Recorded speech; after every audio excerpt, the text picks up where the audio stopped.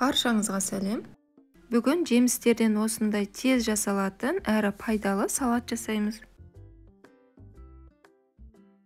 Ол үшін бізге қажетті заттар банан, алма, алмұрт, мандарин, киви және йогурт.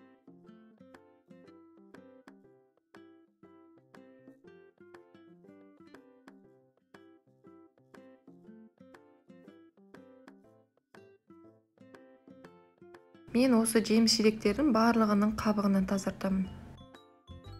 Әркім өз қалауынша алма мен алмұрттың қабығын аршымай қойса да болады. Осы жемістердің кейбір түрін басқа жемістермен алмастырса да болады.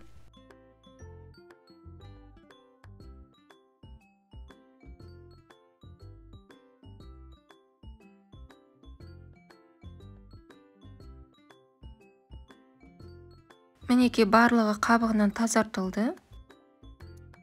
Енді әркім өз қалауынша ұсақ немесе ірі етіп тураса болады.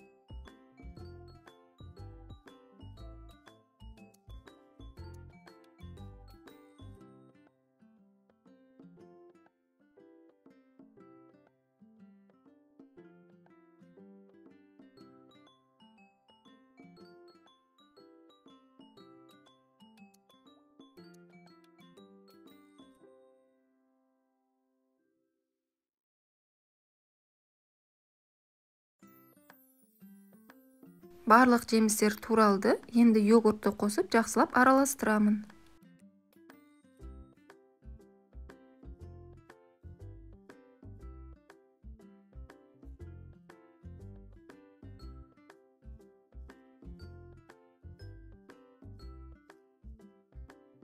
Осымен салат дайын болды. Жасалу жолы өте тез, әрі дәмді, пайдалы. Сіздерге де жасауға кеңес беремін. Барлықтарыңызға ас болсын.